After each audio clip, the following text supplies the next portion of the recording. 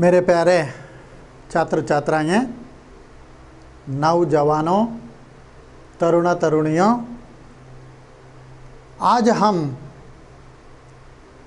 प्रथम सोपान के अंतर्गत आने वाले तीसरा गद्य का जो नाम है निंदा रस, उसका रचनाकार का जो नाम है हरिशंकर परसाई जी। निंदा रस शब्द यानी शीर्षक के शब्द के द्वारा ही हमें पता चलता है कि निंदा यानी निंदा करना, गाली देना, अब्यूजिंग यानी टीजिंग, उसमें रस यानी खुशी जो लेते हैं ना, उसको हम कुल मिलाकर कह सकते हैं निंदा रस। निंदा रस के रचनाकार का जो संक्षिप्त परिचय करके उसके बाद हम क्या करेंगे, ये निंदा रस का सविस्तार जानकारी हम प्राप्त करेंगे। ठीक है छात्र छात्राएं, जरा आप पाठ्य पुस्तक को खोल के आराम से देखते जाइए। सुप्रसिद्ध हास्य व्यंग्य साहित्यकार हरिशंकर परसाई जी का जन्म मध्य प्रदेश के होशंगाबाद जिले के अंतर्गत जमानी नामक स्थान में 22 अगस्त 1924 ईस्वी को हुआ था, यानी 22 अगस्त 1924 में। प्रारंभ से लेकर स्नातक स्तर तक की शिक्षा मध्य प्रदेश में ही हुई। तदुपरांत नागपुर विश्वविद्यालय से हिंदी में एमए किया। आपने खंडवा में 6 माह तक अध्यापन कार्य किया तथा सन 1941 से 1943 ईस्वी तक 2 वर्ष जबलपुर में स्पेस ट्रेनिंग कॉलेज में शिक्षण कार्य किया, यानी 2 वर्ष यानी 1941 से 1943 यानी 1941 से लेकर 1943 आप अध्यापन कार्य में कुशल थे। परसाई जी नियमित रूप से साप्ताहिक हिंदुस्तान, धर्मयुग तथा अन्य पत्रिकाओं के लिए अपनी रचनाएं लिखते रहे। आपका निधन 10 अगस्त 1995 ईस्वी में हुआ। प्रमुख रचनाएं कहानी संग्रह हंसते हैं रोते हैं, जैसे उनके दिन फिरे, उपन्यास रानी नागफनी की कहानी, तट की खोज निबंध संग्रह, तब की बात और थी, बूथ के पांव पीछे, बेईमानी की परत, पगडंडियों का जमाना, सदाचार की तावीज़, शिकायत मुझे भी है और अंत में। यह हरिशंकर जी का प्रमुख रचनाओं का जो नाम है, ये था परसाई जी का जीवना परिचय के बारे में हम जानकारी प्राप्त कर चुके हैं मेरे तरुण तरुणियों। अब निंदा रस नामक गद्य का सारांश। प्रस्तुत व्यंग्य रचना निंदा रस एक सुंदर कलाकृति है। लोग एक दूसरे के प्रति ईर्ष्या भाव से निंदा करते हैं। कुछ लोग अपने स्वभाववश अकारण ही निंदा करने में रस लेते रहते हैं तथा कुछ लोग अपने आप को बड़ा सिद्ध करने के लिए दूसरों की निंदा करने में लगे रहते हैं। ऐसे निंदकों पर हरिशंकर परसाई जी ने करार प्रहार किया है। मनुष्य के सहज गुण निंदा, करने की आदत से परिचित कराने तथा अपने आप को यथासंभव उससे दूर रखने के उद्देश्य से प्रस्तुत रचना चयनित है। मेरे नव युवक युवतियों, ये निंदा शब्द हमें कितने कभी कभी आवश्यक है, कभी कभी अनावश्यक भी। जब ज़रूरत पड़ता है वो ज़रूरत के मुताबिक हम क्या करना पड़ेगा, इस शब्द का अर्थ को इस्तेमाल करके यानी अर्थ के साथ साथ आगे बढ़ना उचित है। हाँ, ये था निंदा रस नामक गद्य का संक्षिप्त सारांश। ठीक है, शायद समझ में आया होगा आप सबको। हाँ, इधर उधर देखते रहते हैं, किताब खोलते हैं, मगर कहीं ना कहीं दूसरे जगह पे आप देखते हैं। देखिए, इस तरह देखने से मेरे तरुण तरुणियों हमें कुछ नुकसान नहीं होता, आपको ही होगा। इसलिए ज़रा आप ध्यान से, अगर इच्छा नहीं तो किताब बंद करके रखिए, कोई बात नहीं है, मगर खोल के इधर उधर देखना, वो करना, ये करना, ये उचित नहीं है।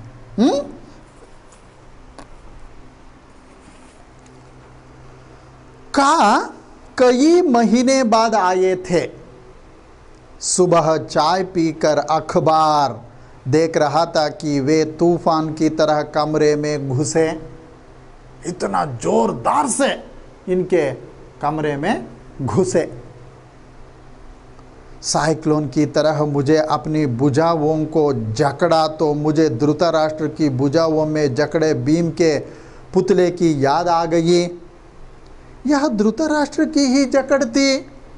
अंधे धृतराष्ट्र ने टटोलते हुए पूछा, कहाँ है भीम, कहाँ है भीम?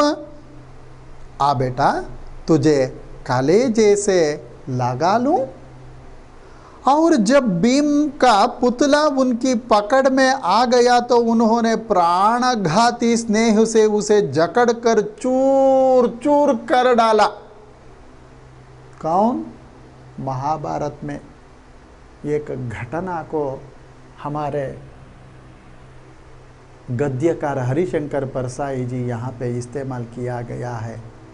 आपको भी शायद रामायण महाभारत की जो कथा अगर याद नहीं तो समय अब आपके पास है, इसलिए तब अगर उसके बारे में संक्षिप्त कम से कम जानकारी नहीं तो आप किताब जनरल लाइब्रेरी में हो या अपने अपने एरिया में एक एक लाइब्रेरी खुले हैं आजकल, उस लाइब्रेरी में जाइए तो आपको बिना पैसे आपको किताब मिलता है। वो मिलने वाले किताब को पढ़कर अपना ज्ञान रूपी जो मस्तिष्क को आप क्या करना चाहिए, पढ़कर विषय संग्रह करने के लिए ये बहुत बढ़िया समय है मेरे तरुण तरुणियों। ऐसे मौके पर हम अक्सर अपने पुतले को अंकवार में देते हैं। अंकवार बाहों में। हम अलग खड़े देखते रहते हैं। कहाँ से क्या मैं गले मिला? क्या मुझे उसने समेट कर कलेजे से लगा लिया? हरगिज नहीं, मैंने अपना पुतला ही उसे दिया। पुतला इसलिए उसकी भुजाओं में सौंप दिया कि मुझे मालूम था कि मैं धृतराष्ट्र से मिल रहा हूँ। पिछली रात को एक मित्र ने बताया कि का अपनी ससुराल आया है और गा के साथ बैठकर शाम को 2-3 घंटे तुम्हारी निंदा करता रहा। यहाँ पे मेरे तरुण तरुणियों, का नामक व्यक्ति और गा नामक व्यक्ति के बीच में एक ना एक तरह संवाद चल रहा है मेरे छात्रों। हाँ, आप गला यानी जल्द से जल्द समझ में नहीं आता, फिर भी आप थोड़ा सा प्रयास कीजिए धीरे धीरे। और एक बार पिछली रात को एक मित्र ने बताया कि का अपनी ससुराल आया है। पिछली रात को एक मित्र ने बताया कि का अपनी ससुराल आया है और गा के साथ बैठकर शाम को 2-3 घंटे तुम्हारी निंदा करता रहा। इस सूचना के बाद जब आज सवेरे वह मेरे गले लगा तो मैंने शरीर से अपने मन को चुपचाप खिसका दिया और निस्नेह कंटीली देह अपनी बाहों में छोड़ दी। भावना के अगर कांटे होते तो उसे मालूम होता कि वह नागफनी की कले जैसे चिपटाए हैं। नागफनी छल का धृतराष्ट्र जब आलिंगन करे तो पुतला ही आगे बढ़ाना चाहिए। इस तरह की जो कथा भीम को श्री कृष्ण परमात्मा के द्वारा उपदेश हुआ था। कभी भी आप धृतराष्ट्र के पास जाइए तो आपको वो इतना प्यार से बुलाएगा, तब आप ना उनके पास यानी उनके बाहों में नहीं जाना। पहले ये पुतला जो है ना वो पुतला दे देना, ऐसा श्री कृष्ण परमात्मा के द्वारा भीम को पता था, इसलिए उन्होंने जाते समय पुतला लेके गया था। इसलिए मेरे तरुण तरुणियों, आपको भी चाहिए आपके माता पिता जी का जो मार्गदर्शन या बुजुर्गों के या भाई बहनों के या गुरुजनों के मार्गदर्शन या सलाह के साथ साथ अगर आप आगे बढ़े तो आप बहुत बढ़िया निर्दिष्ट रास्ते पे जा सकते हैं। नहीं तो आगे आना फिर पीछे आना पड़ेगा, फिर आगे जाना पड़ेगा। इसी तरह आगे पीछे होने की संभावना ज़्यादा रहते हैं मेरे नव युवक युवतियों। इसलिए अभी आपके घर में रहने वाले माँ बाप का जो सलाह कम से कम सुनिए या ले लीजिए, लेकर उसके साथ साथ वो जो कहते हैं उसको सुनिए, सुनकर उसका पालन अपने जीवन में करके आगे बढ़े तो बहुत बढ़िया रहेगा मेरे तरुण तरुणियों। पर वह मेरा दोस्त अभिनय में पूरा है, उसके आंसू भर नहीं आए। बाकी मिलन के हर्षोल्लास के सब चिन्ह प्रकट हो गए। वह गहरी आत्मीयता की जकड़ नयनों से छलकता वह असीम स्नेह, वह स्नेह सिक्त वाणी। देखिए, दिल से जो कहते हैं मगर मन से नहीं है। दिल या मन अलग अलग होने से इसी तरह हो जाएगा। कुछ लोग बातें करते हैं, वो बातें करने की जो तरीका को सुनने से है, ये कितने सालों से हमें परिचित व्यक्ति, ऐसा हम मानना पड़ता है, मगर उसके मन में दूसरा भावना ये रह सकते हैं। यानी इसलिए कहते हैं गर्दन तक एक बात मुंह में और एक बात, जो कहते हैं ना उसी तरह कभी भी नहीं करना चाहिए मेरे मित्रों। बोला अभी सुबह की गाड़ी से उतरा और एकदम तुमसे मिलने चला आया। जैसे आत्मा का एक खंड दूसरे खंड से मिलने को आतुर रहता है। आते ही झूठ बोला कमभक्त, कल का आया है, यह मुझे मेरा मित्र बता गया था। इस झूठ में कोई प्रयोजन शायद उसका ना रहा हो। कुछ लोग बड़े निर्दोष मिथ्यावादी होते हैं। सुनिए ध्यान से, और एक बार ये वाक्य दोहरा रहा हूं। कुछ लोग बड़े निर्दोष मिथ्यावादी हैं। वे आदतन प्रकृति के वशीभूत झूठ बोलते हैं। उनके मुख से निष्प्रयास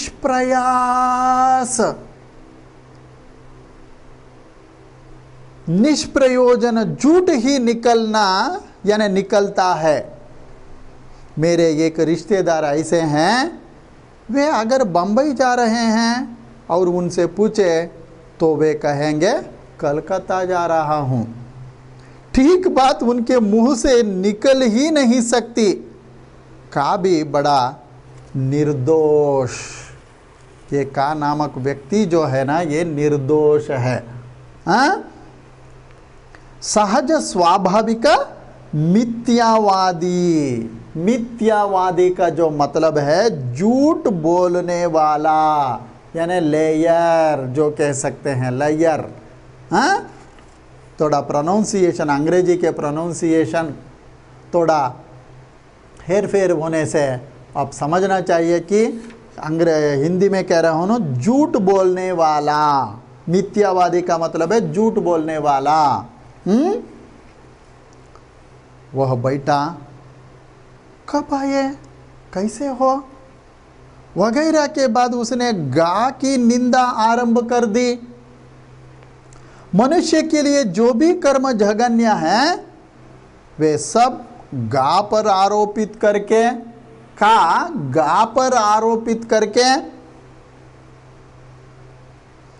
ऐसे गाढ़े काले तारकोल से, तारकोल कल्लिद्दलू, उसकी तस्वीर खींची कि मैं यह सोचकर कांप उठा कि ऐसे ही काली तस्वीर मेरी गा के सामने इसने कल शाम को खींची होगी।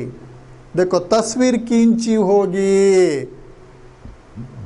इस तरह चुपके बातें करते हैं, वो भी झूठ झूठ।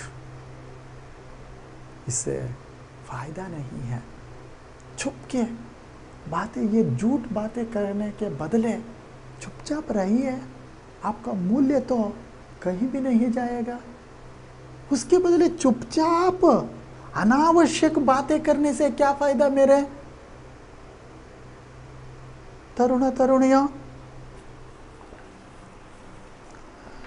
सुबह की बातचीत में गा प्रमुख विषय था, फिर तो जिस परिचित की बात निकल आती उसी को चार चह वाक्यों में धराशाही करके वह बढ़ लेता। यानी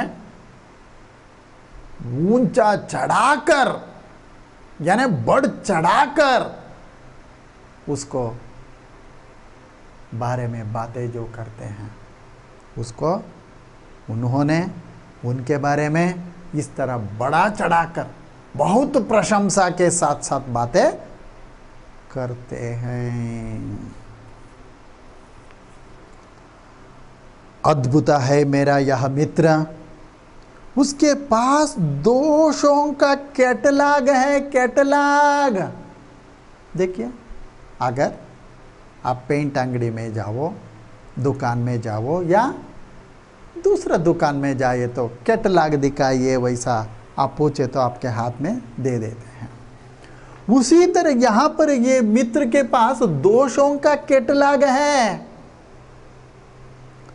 मैंने सोचा कि जब वह हर परिचित की निंदा कर रहा है तो क्यों ना मैं लगे हाथों विरोधियों की गत पुराना इसके हाथों करा लूं। मैं अपने विरोधियों का नाम लेता गया और वह उन्हें निंदा की तलवार से काटता चला। निंदा रूपी तलवार से काटता गया। जैसे लकड़ी चीरने की आरा मशीन के नीचे मजदूर लकड़ी का लट्टा खिसकाता जाता है और वह चीरता जाता है, वैसे ही मैंने विरोधियों के नाम एक एक बार खिसकाए और वह उन्हें काटता गया। देखिए कितना बढ़िया उदाहरण के साथ गद्यकार हरिशंकर परसाई जी हमें समझा रहा है, मगर हम समझने का प्रयास करना। एक एक वो नाम देगा, वो नाम के बारे में ये मिथ्यारोप करते चला जाता है।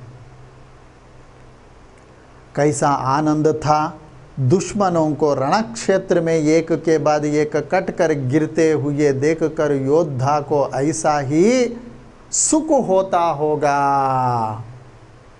देखो, हमेशा हम अगर बातें करना शुरू किए तो हम क्या करते हैं, दूसरों के विचार को ही लेकर हम बातें करते हैं। उदाहरण के अंतर्गत गा के का जो विचार करना चाहिए उसके बदले उनके बीच में और एक का विचार को का और गा और का बातें करते हैं। वैसा था, ऐसी थी, वो थी, ये था, वैसा चुप के बातें करते रहना। मेरे मन में गत रात्रि के उस निंदक मित्र के प्रति मैल नहीं रहा। मैल, बुरा, भावनाएं दोनों एक हो गए। वेद तो रात्रि के अंधकार में ही मिटता है, दिन के उजाले में वेद स्पष्ट हो जाते हैं। यानी उजाले में दिखाई देता है ना, इसलिए निंदा का ऐसा ही भेदनाशक अंधेरा होता है। 3-4 घंटे बाद जब वह विदा हुआ तो हम लोगों के मन में बड़ी शांति और तुष्टि थी। एक ना एक तरह संतृप्ति, शांत मन से अगर आप काम कीजिए, बहुत होशियारी के साथ, बहुत मुश्किल का काम भी आप हल करके आराम से रह सकते हैं। इसीलिए शांत मन से घबराहट का काम भी हम सुलझा जा सकते हैं या हल कर सकते हैं। निंदा की ऐसी ही महिमा है। 2-4 निंदकों को एक जगह बैठकर निंदा में निमग्न देखिए और तुलना कीजिए कि 2-4 ईश्वर भक्त से जो राम धुन लगा रहे हैं, राम धुन, भजन, गीता, स्मरण। निंदकों की सी एकाग्रता, परस्पर आत्मीयता, निमग्नता भक्तों में दुर्लभ है। ये तो सही है। अगर हम चुपचाप भगवान के सामने ऐसा हाथ जोड़ के चुपचाप आंख मूंद के बातें, यानी भगवान का भजन करने के जैसे हम अभिनय कर सकते हैं, मगर मन या दिल और कहीं विचरते रहते हैं। मगर निंदा करते समय निमग्नता, तल्लीनता के साथ निंदा करते हैं। हम दूसरों के बारे में बातें करते हैं, कहीं भी हमारा दिल भी नहीं जाएगा और मन भी नहीं, कहीं भी नहीं जाएगा। उस तरह उतना तल्लीनता, निमग्नता के साथ हम एकाग्रता, परस्पर आत्मीयता, निमग्नता भक्तों में दुर्लभ है।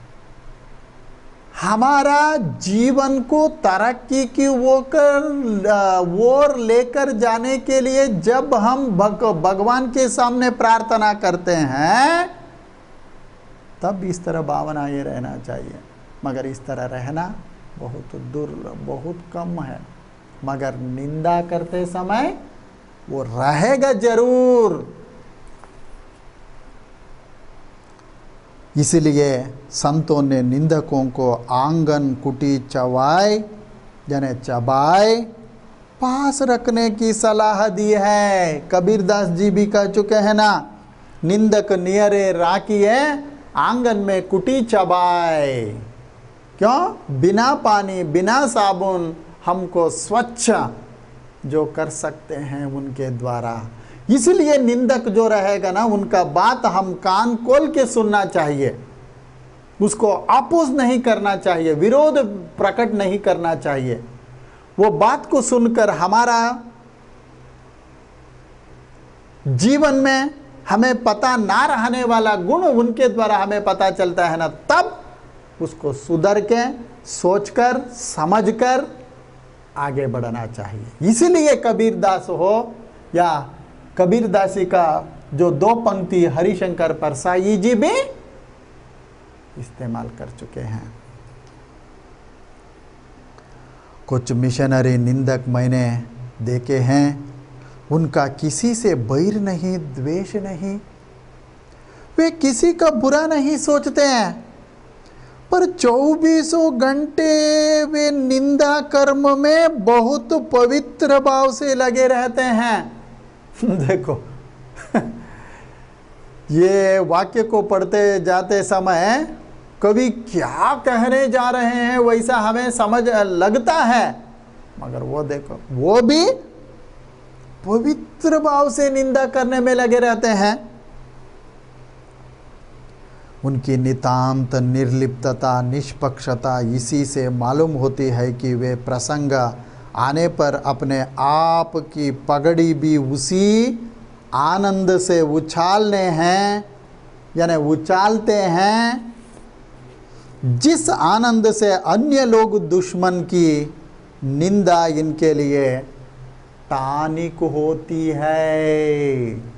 जैसे जब हम कमज़ोर पड़ते हैं, वो कमज़ोरीपन से बाहर आने के लिए टानिक जैसे हम पीते हैं ना, उसी तरह ये निंदक के लिए वो एक ना एक तरह टानिक होती है, यानी उत्कृष्ट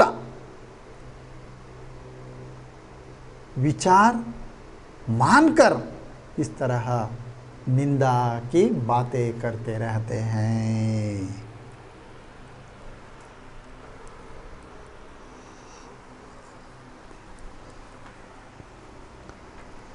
ट्रेड यूनियन के इस जमाने में निंदकों को संग बन गए हैं। देखिए हरिशंकर परसाई जी किस किस तरह का जो शब्दों को इस्तेमाल करके ये निंदा शब्द के अर्थ को हमें समझाना के लिए इतना प्रयास कर चुका है, आप समझने का प्रयास कीजिए। ट्रेड यूनियन के इस जमाने में निंदकों के संग बन गए हैं। देखिए लारी मालिकर संघ, ऑटो मालिकर संघ, इसी तरह जो जो काम करते हैं हर काम के लिए एक एक संगठन, उसी तरह ये निंदकों के संघ के सदस्य जहां तहां से खबरें लाते हैं और अपने संघ के प्रधान को सौंपते हैं। अध्यक्षा, उपाध्यक्षा, कार्यदर्शी, उपकार्यदर्शी या गौरवा अध्यक्षा जैसे जो रहेगा ना, उनके लिए ये सदस्य जो रहते हैं ना, वो खबरें लाके सौंपते हैं। यह कच्चा माल हुआ। जब प्रधान उनका पक्का माल बनाएगा और सब सदस्यों को बहुजन हिताय मुफ्त बांटने के लिए दे देगा। मुफ्त बांटने में, फ्री। इसलिए यह फुर्सत का काम है। इसलिए जिनके पास कुछ और करने को नहीं होता, वे इसे बड़ी खूबी से कहते हैं। एक दिन हमसे एक ऐसे संघ के अध्यक्ष ने कहा, यार आजकल लोग तुम्हारे बारे में बहुत बुरा बुरा कहते हैं। हमने कहा, आपके बारे में मुझसे कोई भी बुरा नहीं कहता। लोग जानते हैं कि आपके कानों के घूरे में इस तरह का कचरा मजे में डाला जा सकता है। देखो, कचरा मजे में डाला जा सकता है। देखो मेरे नौजवान मित्रों, समझिए किस किस तरह के लोग हमारे आसपास समाज में जो रहते हैं, इसको सोचना समझना, इस तरह काम करने वाले लोगों से ज़रा हम सतर्क रहना चाहिए मेरे तरुण तरुणियों। समझ में आ रहा है ना? ये थोड़ा मैं ही कह रहा हूं, थोड़ा सा जल्द से जल्द समझ में नहीं आएगा। का कौन है, गा कौन है, ये थोड़ा सा दिक्कत आएगा, पर उसको शांत मन से ओहो ऐसा है क्या, वैसा आप समझते जाना, तब समझ में। नहीं तो एक बार पढ़ते जाइए, कुछ समझ में नहीं आएगा। समझते अर्थ के साथ आगे बढ़िए, अर्थ के बिना आपका काम व्यर्थ। इसीलिए थोड़ा समझते आगे बढ़िए मेरे मित्रों। ईर्ष्या द्वेष से प्रेरित निंदा भी होती है, लेकिन इसमें वह मज़ा नहीं जो मिशनरी भाव से निंदा करने में आता है। इस प्रकार का निंदक बड़ा दुखी होता है। देखिए और एक बार, लेकिन इसमें वह मज़ा नहीं जो मिशनरी भाव से निंदा करने में आता है। आप समझ में आया होगा कि मिशनरी भाव क्या है। पिछले पंक्ति में यानी पिछले स्टैंजा में आया, कुछ मिशनरी निंदक मैंने देखे। उस वाक्य को, उस स्टैंजा को आप ठीक ठाक समझना चाहिए, तब ये मिशनरी भाव क्या है पता चलेगा। हा? इस प्रकार का निंदक बड़ा दुखी होता है। ईर्ष्या द्वेष से 24 घंटे जलता है और निंदा का जल चिड़क कर कुछ शांति अनुभव करता है। ऐसा निंदक बड़ा दयनीय होता है। अयो पापा, ऐसा बातें करना पड़ता है। अपने अक्षमता से पीड़ित वह बेचारा दूसरे ही सक्षमता के चांद को देखकर सारी रात श्वान जैसा भौंकता है। श्वान कुत्ता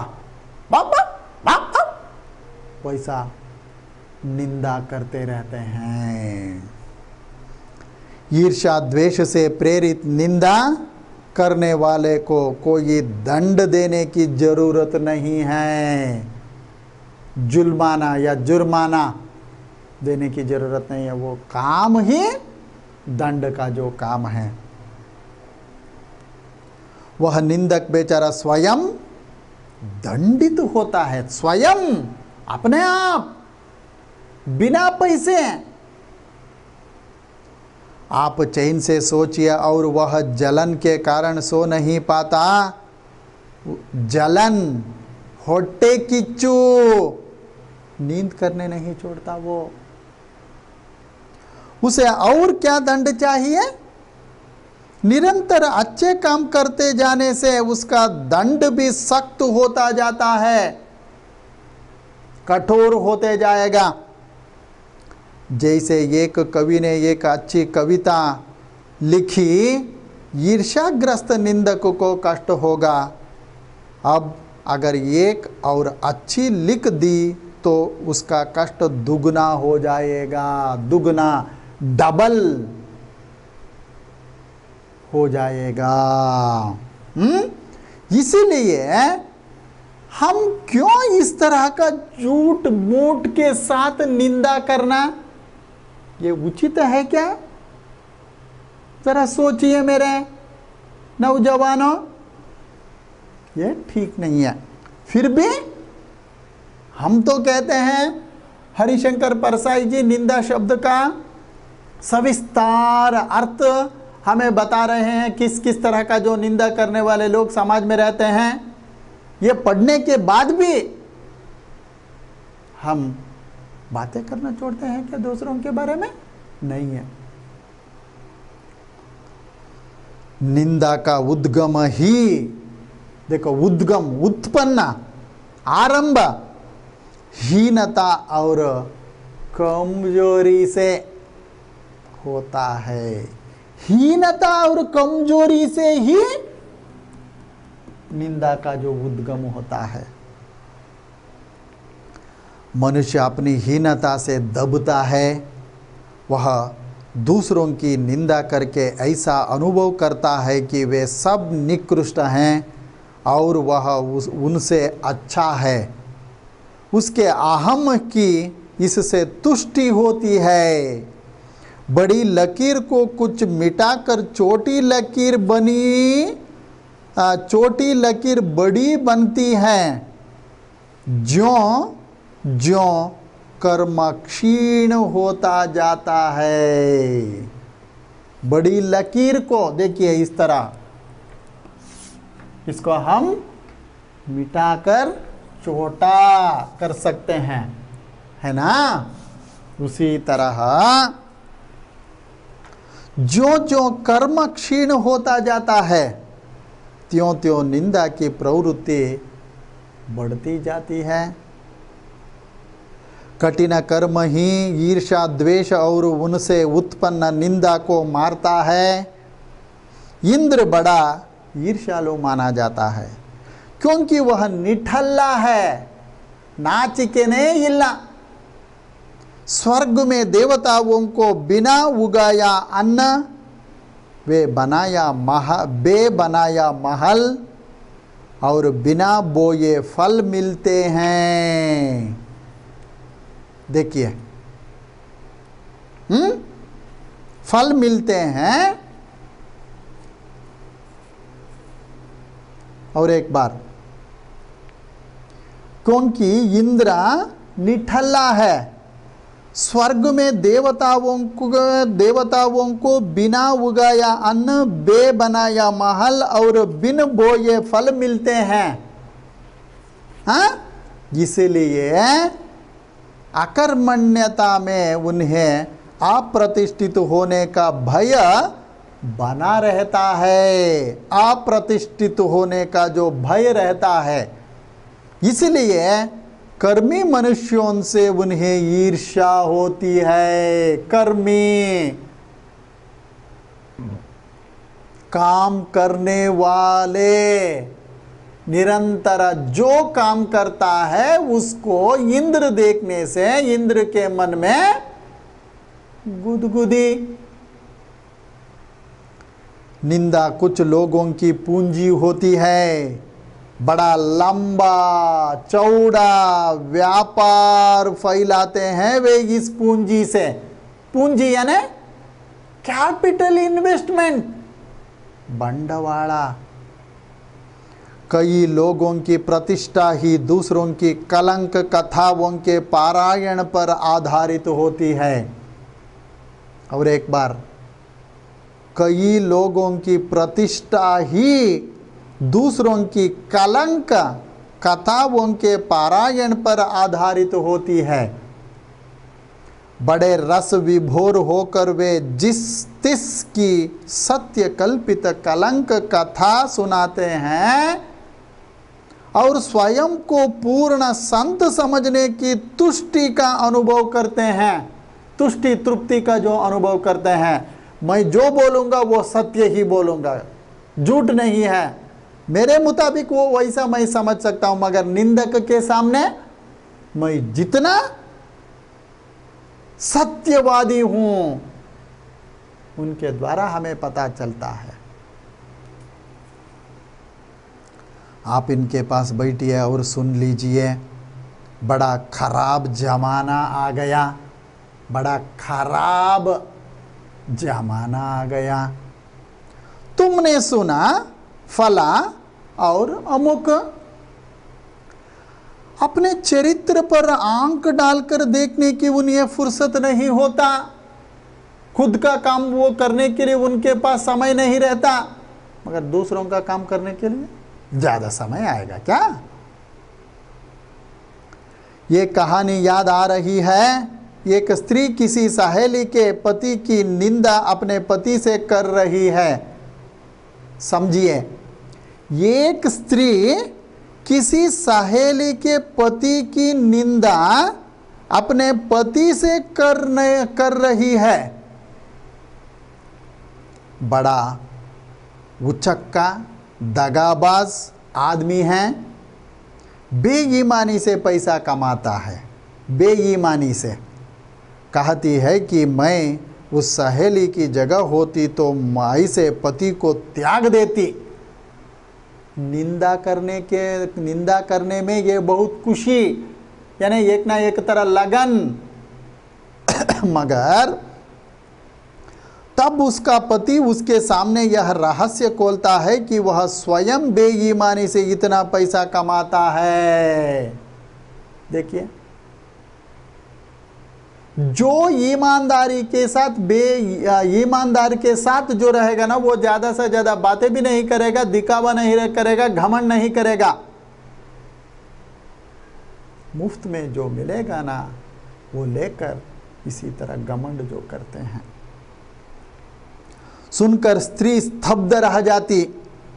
क्या उसने पति को त्याग दिया? नहीं है। जी हां, वह दूसरे कमरे में चली गई। देखिए, ये समाज में लोग ऐसा ही है, कहते हैं एक, करते दूसरा। मुंह में इतना बढ़िया, इतना निर्मला, स्वच्छ व्यक्ति के रूप की बातों को कहते हैं, मगर करते हैं वही काम। इसलिए जो कहते हैं कन्नड़ा में, बदनेकाಯಿ ತಿನ್ಬೇಡ ಅಂತಾರೆ, ಆದರೆ ಅವರೇ ಮೊದಲು ತಿಂತಾರೆ, ऐसा। इसलिए मुंह में जो बातें करते हैं उसी तरह चाल चलन में नहीं रहेगा जीवन में। हाँ,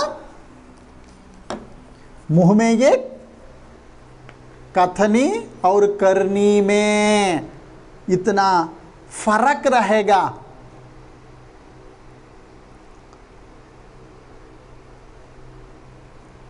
कभी कभी ऐसा भी होता है कि हम में जो करने की क्षमता नहीं है, वह यदि कोई करता है तो हमारे पिलपिले अहम को धक्का लगता है। पिलपिले अहम को, अहम ईगो, इसमें हीनता और ग्लानि आती है। तब हम उसकी निंदा करके उससे अपने को अच्छा समझकर तुष्ट होते हैं। देखिए कैसे हैं। उस मित्र की मुलाकात के करीब 10-12 घंटे बाद यह सब मन में आ रहा है। अब कुछ तटस्थ हो गया हूँ। सुबह जब उसके साथ बैठा था तब मैं स्वयं निंदा के काला सागर में, निंदा का काला सागर में डूबता उतराता था, कल्लोल कर रहा था। बड़ा रस है ना निंदा में। सूरदास ने इसलिए निंदा शब्द रसाल कहा है। क्यों कहा है? क्योंकि उसमें एक ना एक तरह हमें खुशी मिलते जाएगा या मिलती है, इसलिए रसाल, रस यानी इंटरेस्ट, यानी दिलचस्पी बढ़ते जाएगा। मगर उसमें फायदा है क्या? बिल्कुल नहीं है। फिर भी समाज में रहने वाले लोग निंदा शब्द को किस तरह उसको इस्तेमाल करते हैं, ये सब एक गद्य के द्वारा आपको भी पता चला। हाँ, इसीलिए आप ये निंदा का काम करते समय ज़रा होशियारी के साथ दूसरों के बारे में, इसलिए कहते हैं मेरे छात्र छात्राओं, ये निंदा करने में निमग्न हो तो खुद जो क्या क्या करना है उसको बोल के दूसरों के बारे में ही सोचना, काम करते रहना पड़ता है, खुद का काम छोड़ के। ये चाहिए क्या हमें? बिल्कुल हरगिज नहीं चाहिए मेरे तरुणा तरुणियों, नव युवक युवतियों। आप अपना काम जो जितना है उतना कीजिए। आपके घर में रहने वाले आपके साथियों के साथ साथ भाई हो, और बहन हो उसके साथ बढ़िया निष्कल्मश व्यवहार की जो बातें कीजिए, ये सतर्क रहता है और आपको बढ़िया रहेगा मेरे मित्रों के जैसे रहने वाले नौजवानों। ठीक है, शायद मैं समझ गया हूं कि आप सबको ये गद्य समझ में आया होगा, इसलिए मैं पहले ही कह चुका था, अभी भी कह रहा हूं, ये थोड़ा सा दिक्कत में आएगा। ये क्या है, वो क्या है, दोबारा का आ गया, दोबारा गा आ गया, ये मिशनरी क्या है, वो निंदक क्या है, झूठ क्या है, मिथ्यावादी क्या है। इसको सोचने के बदले शांत मन से पढ़ते जाइए। एक बार पढ़िए, समझ में नहीं आएगा क्या?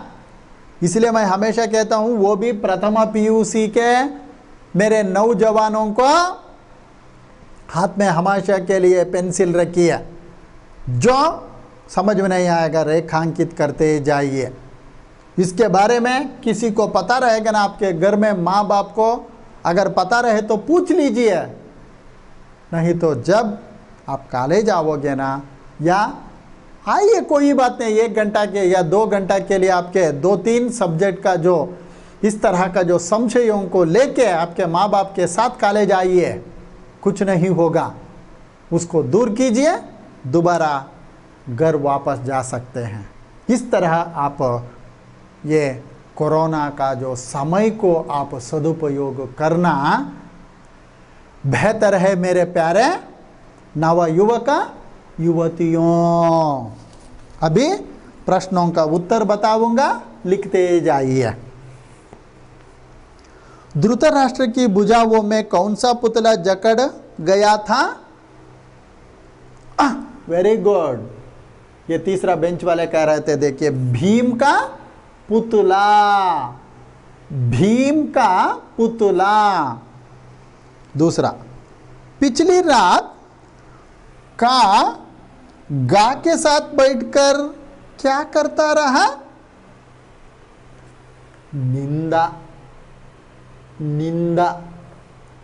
तीसरा, कुछ लोग आदतन क्या बोलते हैं? झूठ।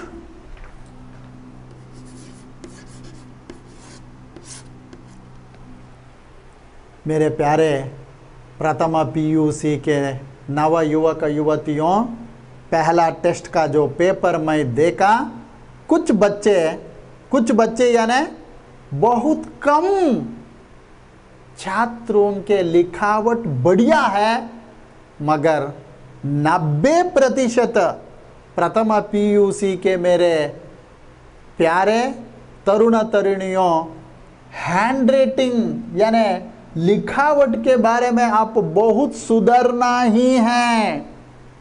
ह्रस्व कहाँ लिखना, दीर्घ कहाँ लिखना, कुछ छात्रों को पता नहीं है। पेपर मैं देख रहा हूं ना, आपका जो टेस्ट का जो पेपर, उसमें बहुत गलती, ह्रस्व के बदले दीर्घ, अल्प प्राण के बदले महाप्राण, ना जाने क्या क्या लिखते हैं पता नहीं है। इसलिए मेरे मित्रों के जैसे रहने वाले प्रथम पीयूसी के तरुण तरुणियों, दोबारा मैं कह रहा हूं, हिज्जे बिना हिज्जे की गलती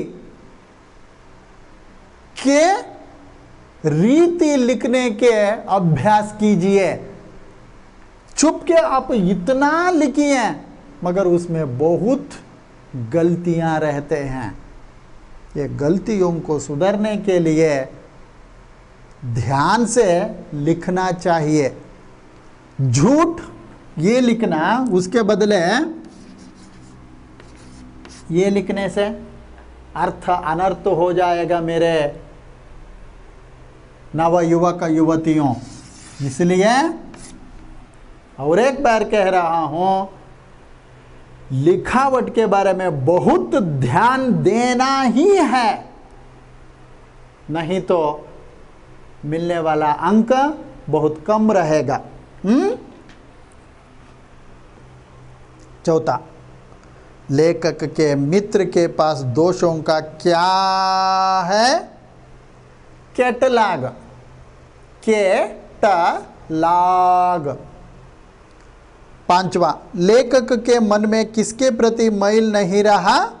निंदक मित्र के पास। निंदकों की जैसी निमग्न एकाग्रता किनमें दुर्लभ है? भक्तों में। मिशनरी निंदक 24 घंटे निंदा करने में किस भाव से लगे रहते हैं? पवित्र भाव से। निंदा करने वालों के लिए क्या होती है? टॉनिक।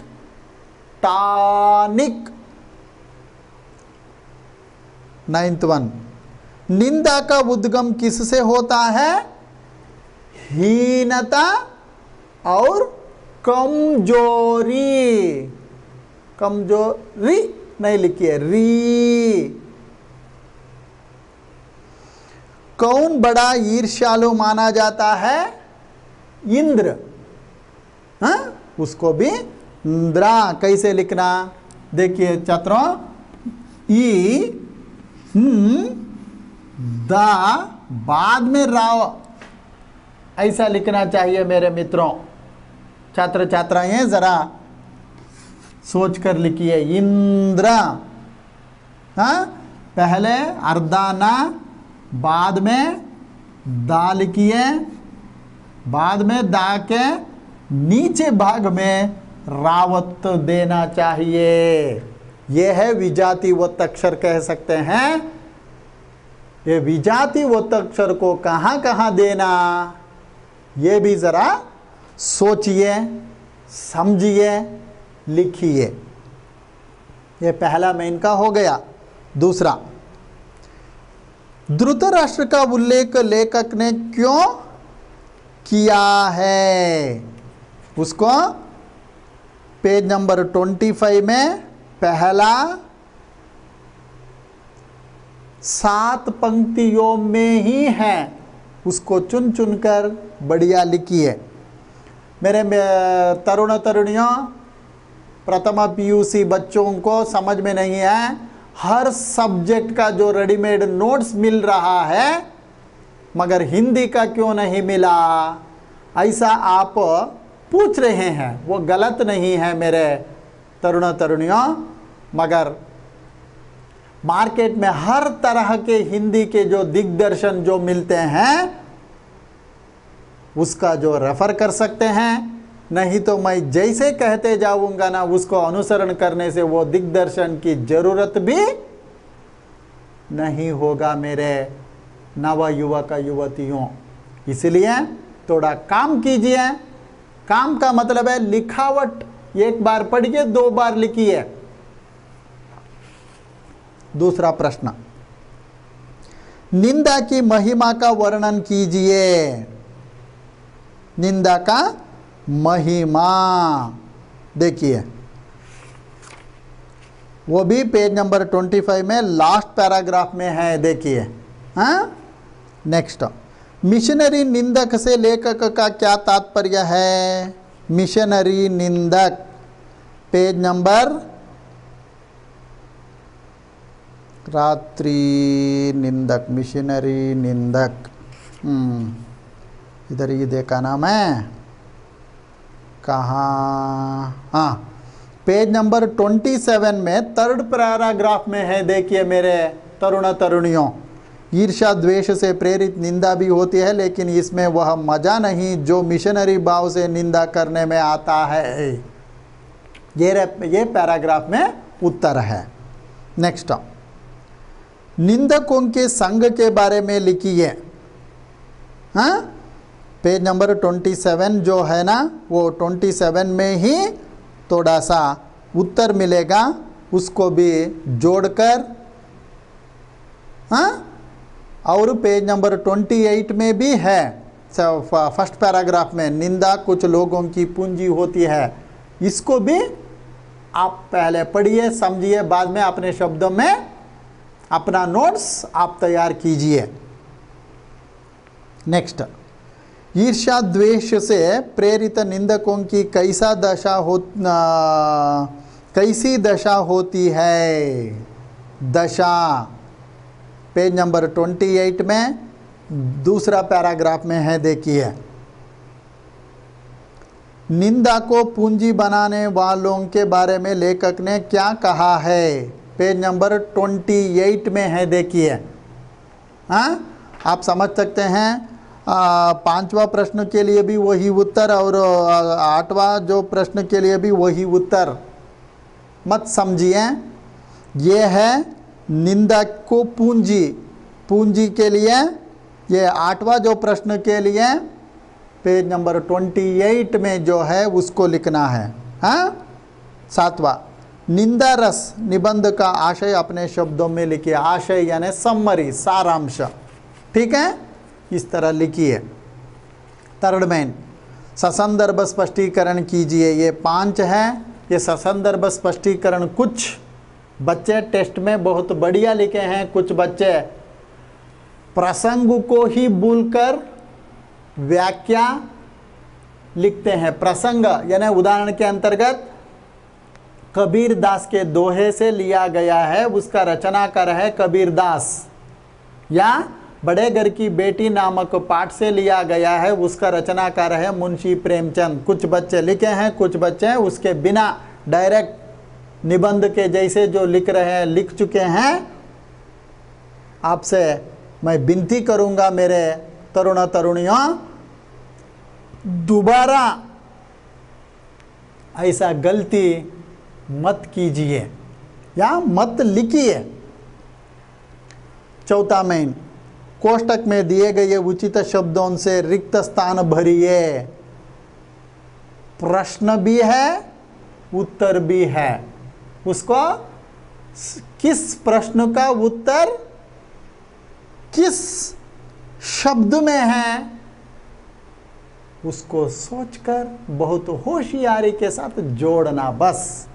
देखिए, सुबह चाय पीकर अखबार देख रहा था कि वे डैश की तरह कमरे में घुसे। तूफान। छल का धृतराष्ट्र जब आलिंगन करे तो डैश ही आगे बढ़ाना चाहिए। पुतला पुतला।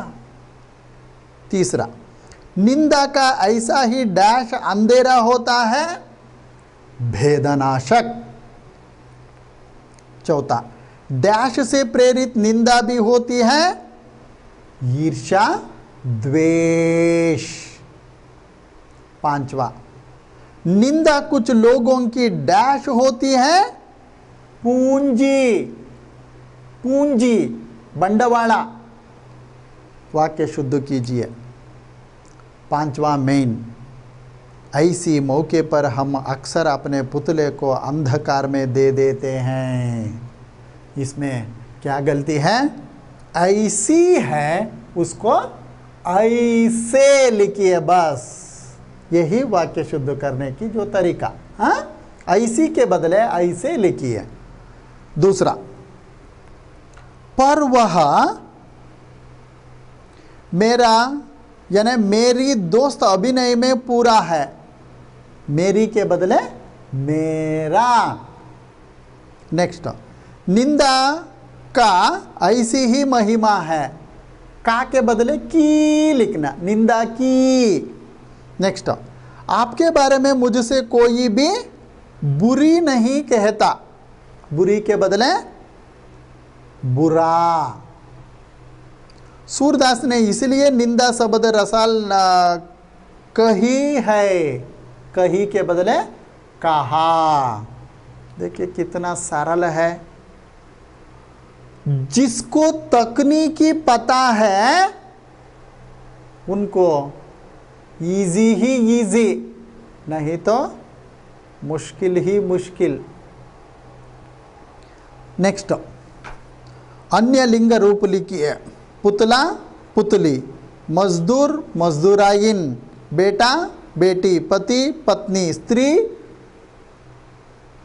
पुरुष। हाँ, अन्य वचन रूप लिखिए। बुझा बुझाएं, कथा कथाएं, दुश्मन दुश्मने, घंटा घंटे, कमरा कमरे, कविता कविताएं, लकीर लकीरें, रे के ऊपर बिंदी, ऐसा मेरे मित्रों, रे उसके ऊपर बिंदी। बिंदी क्यों देना? उसका मतलब बहुवचन शब्द है वो, इसलिए करें, कमरें, इस तरह। अगर ये नहीं देने से क्या होता है सर, ऐसा पूछ सकते हैं, मगर वो पूरा का पूरा अर्थ गर्भित शब्द नहीं होगा। एक वचन होने की संभावना ज्यादा रहता है, उसके लिए व्याकरण में बहुत नियम जो रहते हैं, नियम के मुताबिक ये गलत है। इसलिए कमरें, उच्चारणीय अलग है, कमरे नहीं, कमरें। इसलिए मेरे तरुण तरुणियों, बहुत बढ़िया सोच समझ कर लिखावट लिखनी है। इस तरह आप लिखने की जो आदत में या अभ्यास करेंगे या करना ही है, प्रथम पीयूसी के छात्र छात्राएं, करने से दोबारा नेक्स्ट टेस्ट में आपको ज़्यादा से ज़्यादा अंक मिल सकता है, नहीं तो वही मार्क्स पहला टेस्ट में जो लिए हैं या जितना जो लिए हैं उससे भी कम आने की संभावना ज़्यादा है। इसलिए मेरे तरुण तरुणियों, कृपया घर में एक बार पढ़िए, 2 बार लिखिए। इस तरह आप अभ्यास करते, सीखते, सिखाते, आप आगे बढ़ने की प्रार्थना करते। इस गद्य को समाप्त करूँगा मेरे तरुण तरुणियों।